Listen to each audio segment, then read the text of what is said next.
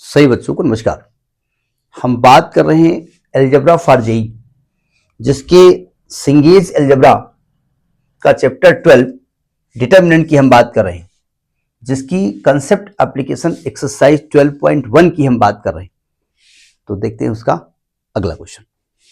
ये इसका second question क्या कहता है?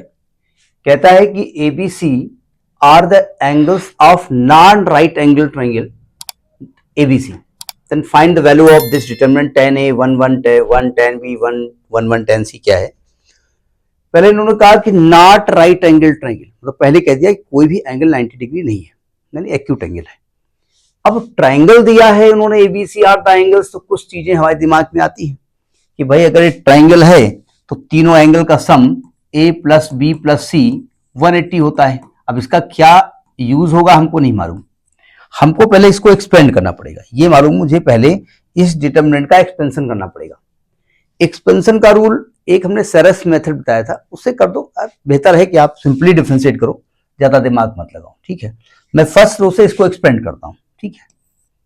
तो क्या होता है, tan A लिखोगे, ये रो कट गया, ये कॉलम कट गया, ठीक है। क्या कर रहा हूं भाई, वाह वाजपेयी जी, ये रो कट गया, ये कॉलम कट गया, इसका मल्टीप्लाई इससे किया तो क्या आ गया, tan B into tan C। Writing थोड़ी गंदी है तो मैनेज करिएगा, हम थोड़ा फॉन्ट बढ़ा देते हैं, ज्यादा बड़ा हो जाएगा, और -1 है ना। फिर -1 लिखेंगे, -1, ठीक। ये रो कट गया, कॉलम कट गया, तो tan C -1, tan C -1। फिर +1 लिखेंगे, ये रो कट गया, कॉलम कट गया, 1 - tan B, ठीक है। अब हम ब्रैकेट खोल देते हैं, फिर दिमाग लगाते हैं। जब ब्रैकेट खोलेंगे तो क्या आएगा, tan A है, tan A into tan B into tan C minus tan A। Bracket खोलोगे तो -tan C, माइनस माइनस +1, ये खोलोगे तो +1 और -tan B। यानी ये जो आया हुआ है थोड़ा लिख लिया जाए एक साथ, ये 1 + 1 2 आया है ना, 2 बार आया है, तो 2 ये आ गया है, ठीक है, और plus tan A into tan B into tan C minus tan A minus tan B minus tan C। चलिए यहां तक बात तो क्लियर हो गई। अब क्या करें, अब जरा समझने की कोशिश करें, सुनो ध्यान से। हमको कहीं से एक चीज सर्च करके लानी पड़ेगी कि एक तो ट्रायंगल दिया गया है A plus B plus C 180 होता है, और वहां tan A tan B tan C भी होना चाहिए। तो जरा इसको क्वेश्चन नंबर 1 डाल दो, और ये डेल्टा है, डिटरमिनेंट का एक्सपेंशन है, ठीक है। हमें एक फॉर्मूला मालूम है, we know that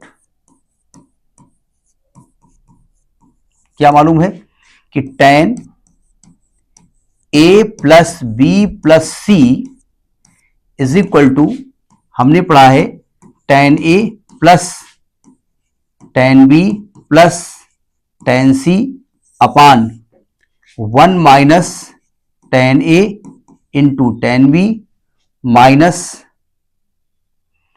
tan B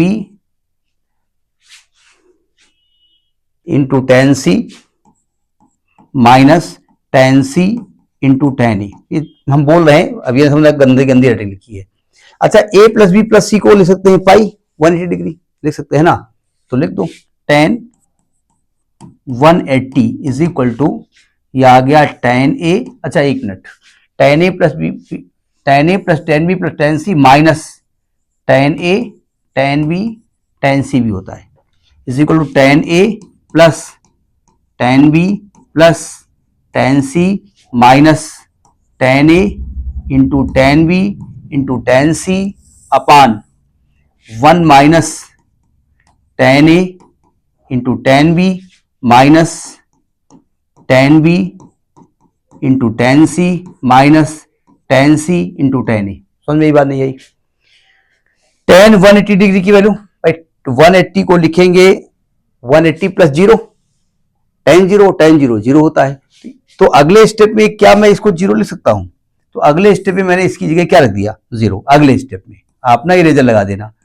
तो अगर क्रॉस मल्टीप्लाई करेंगे तो ये अपान 1 है ना, ये इधर आएगा, tan A plus tan B plus tan C minus tan A into tan B into tan C is equal to 0 है। अब जरा देखो ध्यान से, ये कुछ दिख रहा है आपको? अब आप कहेंगे यहां तो tan A plus tan B minus tan A tan B करती है, क्या फर्क पड़ता है भाई?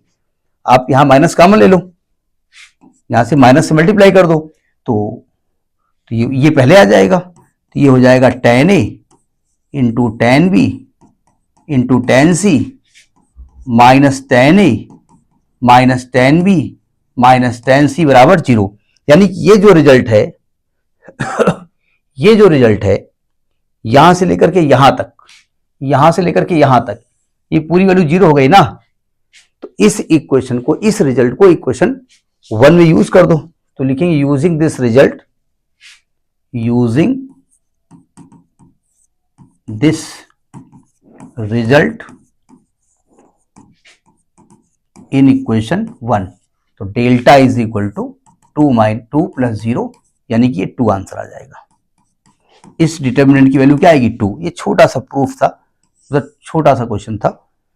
समझ में बात आ गई नहीं आ गई? तो ये समझिएगा। Next video. नमस्कार।